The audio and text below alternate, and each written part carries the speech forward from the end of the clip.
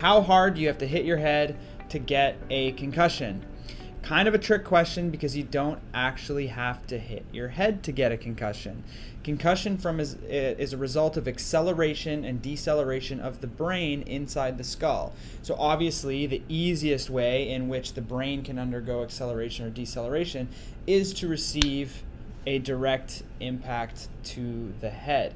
However, if you're in a motor vehicle accident, or even if you're hit in the body, let's say you're tackled playing, rugby or football, and somebody hits you in the body and your head whips back and forth, even though there's no direct contact with your head, your brain is still undergoing some amount of acceleration and deceleration within the skull. Obviously, a direct impact will likely accelerate your head to a greater degree, which is why concussions tend to be associated with hits to the head. But what I always say is you don't have to be hit in the head to get a concussion. Concussion is the result of the brain moving inside the skull. But to answer the question of how hard that you need to be hit, a lot of the study has been done using instrumented helmets in football players. The camera turned on me. Using instrumented helmets in football players, they have these accelerometers that will be placed within the helmet to measure the degree of acceleration and deceleration during impacts. Anytime a hit happens, it registers to a computer system which kind of takes those readings and looks at the various angular and linear accelerations to the head. Now, if a concussion occurs and somebody experiences symptoms and they come off and they have that concussion confirmed, they'll look back at the data to try and see which impact caused that concussion injury. And from then they can start to develop these ranges of where concussion tends to occur. And the majority of those studies have found that concussion tends to happen between 70 and 120 Gs of linear acceleration. Okay, Gs is the force of gravity, and I'll give you some context around that in a second. And then also 5,500 up to 10,000 rads per second squared, which is rotational acceleration. Those studies have some flaws, however, because measuring acceleration of the helmet doesn't necessarily mean acceleration of the brain, right? Because the helmet is loosely fitting on the head. So if the helmet undergoes a tremendous amount of acceleration, that may not actually indicate the amount of acceleration the head is undergone. But it can give us some idea as to what those forces might be. There's also things that weigh into this equation, such as the duration of impact, as well as like the magnitude itself, which is kind of a combination of those things. So to put in perspective, 70 to 120 Gs, we don't really have good comparisons for rotational acceleration, but let's use the linear acceleration of G forces. A sneeze is 3.5 Gs. Chew.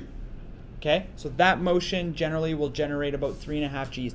These studies that I'm talking about with these football helmets, they don't even register until you surpass 10 Gs. So they're not even looking at, the little sneezes or the little kind of, bumps and stuff. They're looking at, an actual 10 G or so impact. The majority of football tackles, over 75% of those tackles, are under 30 Gs. So well below the threshold needed for concussion injury.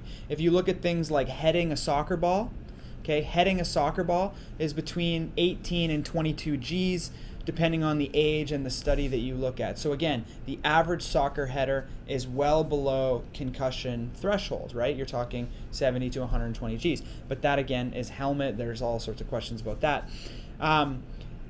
A car accident in which your airbags deploy. So your airbags are set to deploy at a change of velocity of about 50 kilometers an hour, or for you Americans, 30 miles per hour.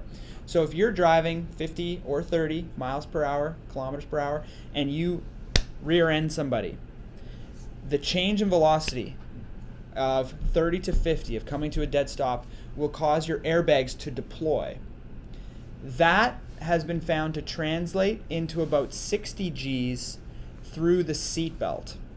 Okay, so what happens to the head after that remains to be known, whether it hits the headrest or hits the steering wheel or et cetera, or those nicely deflated airbags that are there to protect you. We don't really know what happens to the head, but there is some data to show that about 60 Gs through the seatbelt at the point of airbag deployment. So 70 to 120 Gs is a tremendous amount of force. So it's not like every little bump and bruise is causing a concussion, right? 75% of the impacts in football, as I said before, are under 30 Gs. Soccer headers between 18 and 22 Gs. Very, very low force production when you consider the magnitude that a lot of the research has shown for concussions. Okay? So that's kind of a general overview of how hard you have to be hit to have a concussion. But again, that hit doesn't necessarily have to hit you in the head. You could be hit in the body. You could fall on your bum and get a concussion. And I know some people that have had that happen. So just to kind of squash that one, don't have to be hit in the head. And the range is somewhere between 70 to 120 Gs. However, there are varying studies and conflicting studies that may challenge that notion. But the majority of studies has been done in these football helmets, and that's kind of where they find that range to be.